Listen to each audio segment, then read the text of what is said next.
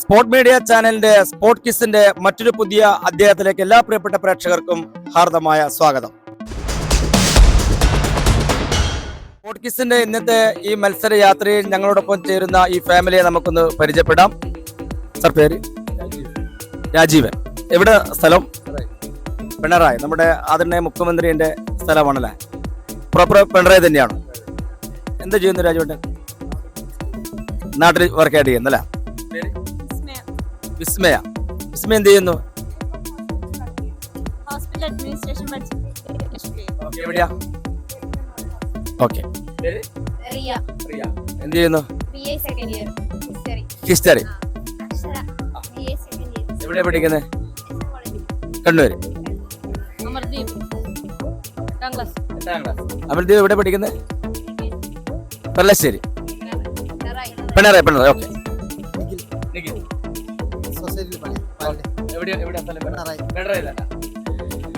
Sport കിസിന്റെ പ്രത്യേകത 3 ചോദ്യങ്ങൾ ഞങ്ങൾ ചോദിക്കും.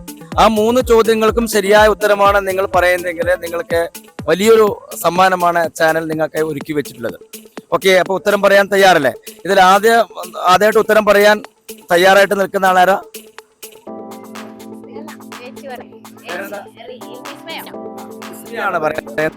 ഓക്കെ. വിസ്മയ്ക്ക് ഏറ്റവും ഇഷ്ടപ്പെട്ട ഒരു മേഖല പറഞ്ഞാൽ ആ മേഖലയുമായി ബന്ധപ്പെട്ടായിരിക്കും എന്റെ ആദ്യത്തെ ചോദ്യം. സിനിമ, സ്പോർട്സ്, ബയോളജി, ഫിസിക്സ്, ഏത് സബ്ജക്റ്റും പറയാം. അല്ലെങ്കിൽ നിങ്ങളിപ്പോ എന്താ പഠിക്കുന്നത്? ഹിസ്റ്ററി അല്ലേ? ഹിസ്റ്ററിയുമായി ബന്ധപ്പെട്ട് ഞാനൊരു ചോദ്യം ചോദിക്കട്ടെ.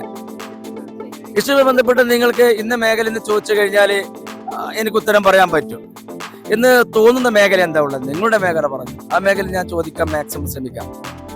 നിങ്ങൾ പഠിക്കുന്ന മേഖല പറഞ്ഞു. അങ്ങനെയൊന്നുമില്ല. ശരി, എന്നാ ഞാൻ ചോദിക്കാം. നമ്മളിപ്പോ ഒരു കടലിന്റെ കരയിലാണ് ഇപ്പോൾ അല്ലെ? ലോകത്തിലെ ഏറ്റവും നീളം കൂടിയ നദിയാണ് നൈൽ നദി. ആ നൈൽ നദിയെ പിറകോട്ടേക്ക് ഒഴുകുന്ന നദി എന്ന് വിശേഷിപ്പിച്ച വളരെ പ്രധാനപ്പെട്ട ചരിത്രകാരനാണ്. ഈ ചരിത്രകാരന്റെ പേര് പഠിച്ചിട്ടായിരിക്കും നിങ്ങൾ ഹിസ്റ്ററി എന്ന് പറയുന്ന സബ്ജക്റ്റ് തുടക്കം കുറിക്കുക. ഹിസ്റ്ററി എന്ന് പറയുന്ന സബ്ജക്റ്റിന് തുടക്കം കുറിക്കുന്ന ഇദ്ദേഹത്തിന്റെ പേര് പഠിച്ചുകൊണ്ടായിരിക്കും. എന്ന് പറഞ്ഞാൽ ഇദ്ദേഹമാണ് അതിന്റെ നാഥൻ, ഫാദർ ഓഫ് ഹിസ്റ്ററി എന്ന് പറയപ്പെടുന്ന വ്യക്തിയെ കുറിച്ചാണ് പറയേണ്ടത്. ആലോചിച്ച് പറയാം.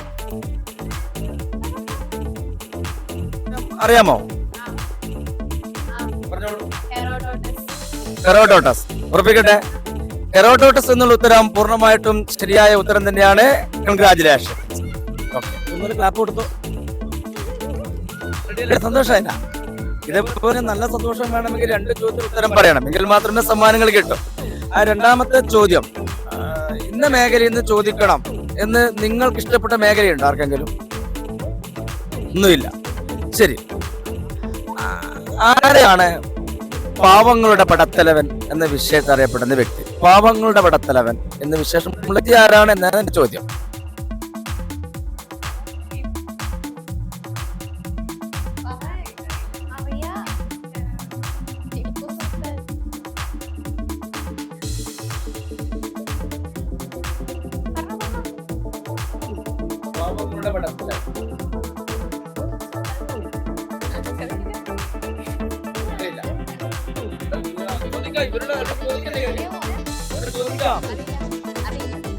അറിയില്ല? ഉറപ്പാണ്? പാവങ്ങളുടെ പടത്തലവൻ എന്ന് പറയുന്ന വ്യക്തിയെ കുറിച്ച് ഇതുവരെ കേട്ടിട്ടില്ല. ഇന്ത്യയിലെ ആദ്യത്തെ പ്രതിപക്ഷ നേതാവായ വ്യക്തിയെ കുറിച്ച് ഇതുവരെ കേട്ടിട്ടില്ല. കണ്ണൂർ ജില്ലയിലെ പിണറായി എന്ന് പറയുന്ന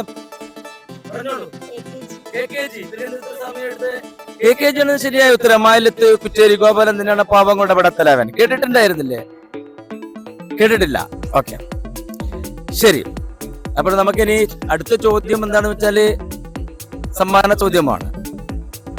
അത് കേൾക്കാൻ തയ്യാറാണോ? റെഡിയല്ലേ? ഓക്കെ. സിനിമയൊക്കെ കാണാറുണ്ട് നിങ്ങൾ? സിനിമയൊക്കെ കാണാറുണ്ട്. ഓക്കെ. എന്റെ ചോദ്യം ഇതാണ്. ഒരു സിനിമയിൽ ആദ്യമായിട്ട് 9 വേഷങ്ങൾ കൈകാര്യം ചെയ്ത നടനാരാണ് എന്നാണ് സമ്മാനത്തിന് വേണ്ടിയുള്ള ഈ മത്സരാർത്ഥികളോടുള്ള എന്റെ ചോദ്യം. വിസ്മയ്ക്ക് അറിയാമോ?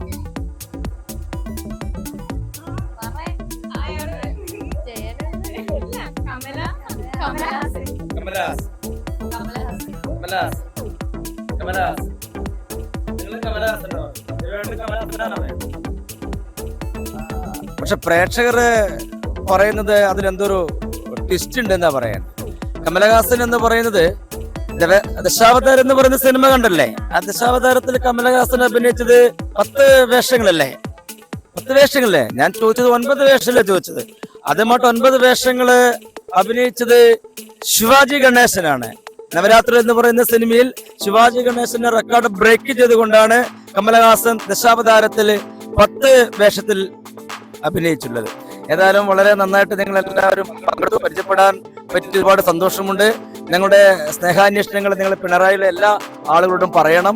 അവരോടൊക്കെ ഈ ചാനലിന്റെ പ്രോഗ്രാം കാണുവാനും ചാനൽ സബ്സ്ക്രൈബ് ചെയ്യുവാനും പറയണം. ഞാൻ ഇനിയും നടക്കട്ടെ ചിന്തയുടെ കടൽക്കരയിലൂടെ, നിങ്ങളെപ്പോഴും എന്റെ കൂടെ ഉണ്ടാകുമെന്ന് ഓർത്തുകൊണ്ട് ഈ ദിവസത്തെ വൈജ്ഞാനിക പോരാട്ടത്തിന് ഇവിടെ സമാപനം കുറിക്കുകയാണ്.